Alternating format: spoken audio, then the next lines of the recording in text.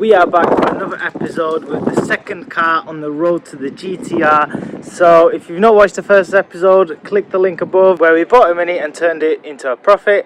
And now we are on to our second car, and the car that I have chosen for this is this. What we have here is a Peugeot 508 in estate, and the reason why I chose it was because it was cheap. It's basically as simple as that. It was really cheap and people were scared to actually bid on this. So the main issue why people didn't actually want to bid on this car, it did say it's got a coolant issue and oil coolant contamination. However, I know these cars pretty well, and their coolant reservoir tends to go dark, so you can't actually see the coolant inside, and then they just say it's mixed with oil because the container is dark. So I'll show you what I'm talking about.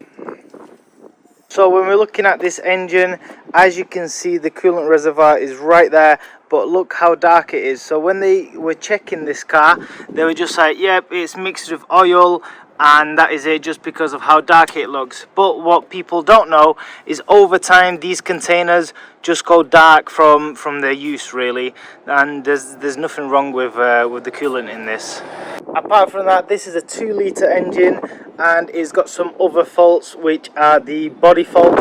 It has been scraped in places, and there is some rust on the wings, which comes as standard really with these cars. So let's walk around this, and as you can see straight away, this wing has basically gone. I don't know if someone's done a previous repair on this. It does look like it, that this is a poor previous repair, so we're gonna have to actually replace this or paint over it. This side of the vehicle is actually quite nice.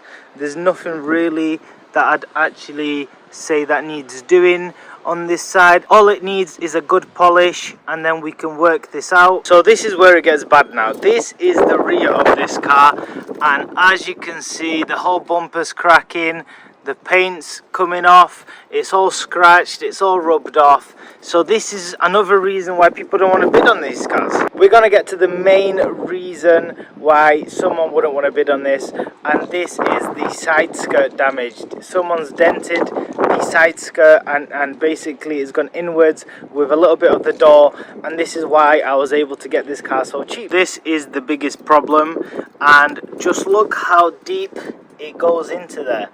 That is a serious indentation. I reckon someone's either gone over a curb and they've just swiped it and it's done the side skirt in, or I don't know.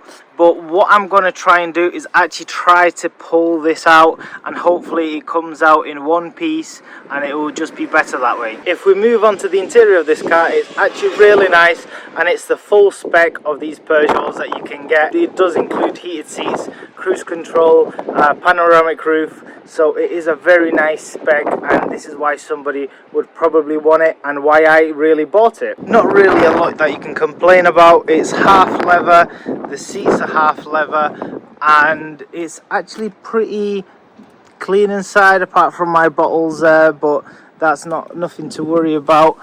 And other than that, it's actually pretty clean inside. We'll just give it a good wash, good hoover, and it should be alright. So this is what I was talking about. It's got the heated seats controls here, and it's got electrical seats as well. So surprisingly, this car does have electrical seats. The funny thing is, I did a review on a 2024 CLA 200, brand new £30,000 car, didn't have electric seats. You had to still move them manually. So are modern cars actually getting worse? Because I would expect for 30,000 to get electric seats in a brand new Mercedes, and here I'm sat in a 2013 Peugeot where the seats are electric from standard. One of the coolest features in this car is that it has got a panoramic roof. So once you twist this button here, the whole roof opens and you've got a panoramic roof, which the Mercedes that I reviewed, it didn't have anything. It didn't have a sunroof, it didn't have a panoramic roof. So how is it possible that we were getting these in 2013 when they can't provide a panoramic roof in 2024 and 25? Can I also say, over the 948 miles that I have done, this car averaged 51.3 miles to the gallon, which to me is very good, including motorway and city driving. You'll probably want to know how much I actually paid for this car. So what I paid for this car is £1,321. For this car is very cheap. These retail currently for around £4,000, £3,500–4,000, and once everything is done, this is what I'm planning to sell this car for. It leaves us with £2,500 of money that we can spend on this car and make it and bring it back to the condition it was previously. So it is a good margin to have. I reckon we're going to spend about £300–400, £500 at most, and the 2,000 is going to be profit, which is really good. That's excluding labor, of course, because I'm doing everything myself. So first you're going to get an angle grinder, and then we're going to sand that down back to bare metal. So this thing can actually hook onto it. This is a spot welder, and we're going to try to take it out with a spot welder and see if this basically goes. You can get one of these 80 grit discs on here that will sand it very quickly to bare metal, and then we can get started on it.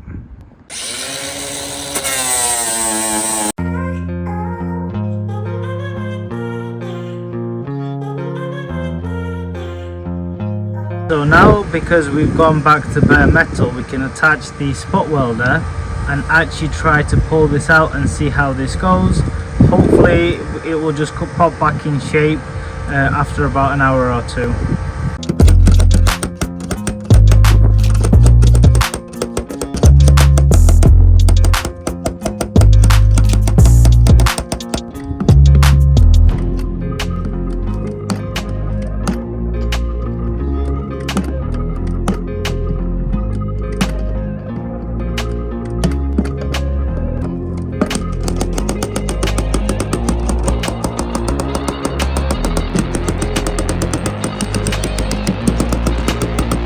So we are slowly getting there. If you can see, we're slowly getting the shape back to the door here, and then we just have to work on this part here, and I reckon we can do this today. What I didn't even know in this set, I've got these little cool circular bolt-ons which attach to here like that, and then you basically pull on them, and they've got a way better pulling power than these strips that they have. We're getting somewhere. It's looking a lot nicer. I'm just trying to get this line out here. Once I get this and this comes out a little bit, then the doors will match, and then I can sort out this bottom part here, and we can see if it matches to the door, and then that's it. We are nearly there. Look at the difference from what we started with to now. Literally just a few more pulls and we are nearly there. That bottom part as well, and that is it, and it's ready to be filled in and then sanded and then primer on top.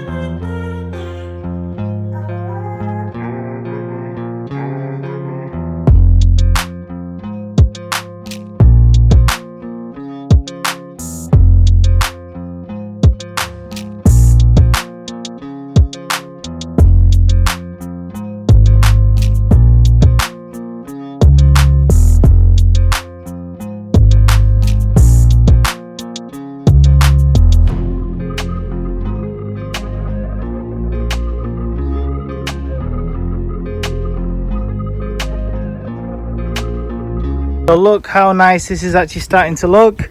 We've left that little bit for now so we can actually just fade it out and fade it into that line, and we're going round to the back bumper and it's really looking really good. So for something that we're doing with no garage, with no booth, This is coming out really good. Like I said, we're not going for perfection, but this is really good.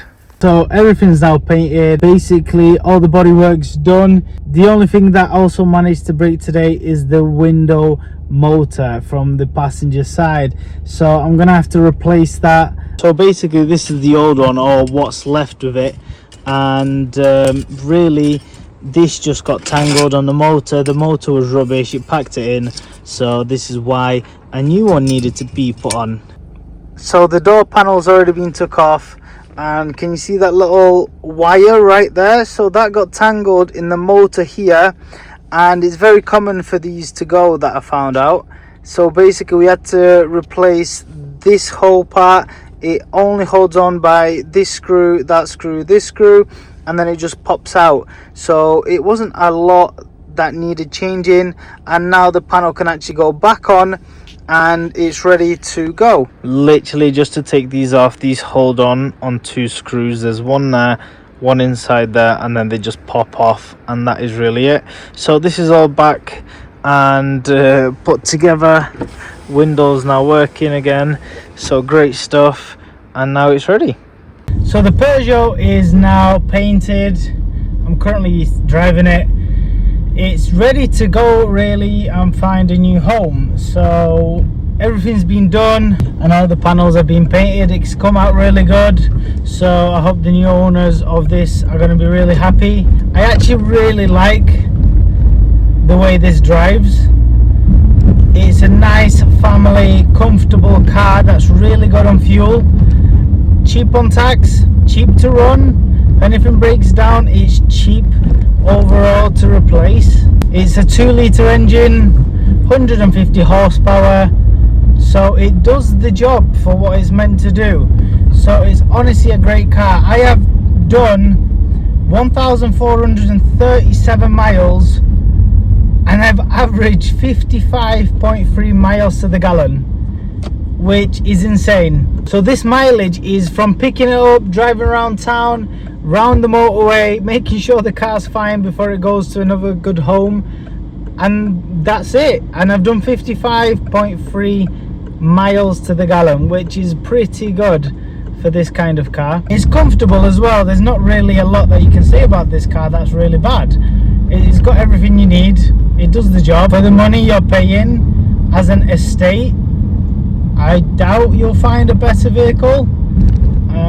Nothing that comes to my mind as an estate up to £3,500 is probably better than this, but that's just my preference in the end. So like I said from the beginning of the video, you've got the panoramic roof, you've got sat nav, heated seats, cruise control, electric seats as well. The only thing that this could need, or they could have done better, is the sound system, but I can't really complain with it being a 13 plate car. So we're talking about 12 years ago. 12 years ago this was probably amazing, and it was probably, you know, the standard of that year. Actually, one car that could rival this, which I really like, is the Volvo. Either the V50 or the V60. They're both really good, and you could get them probably for the similar price, maybe with a bit more mileage, but that's probably the only car that could rival this for that amount of money. Other than that, I'm really enjoying this series. We've already done one Mini Cooper, the second is this.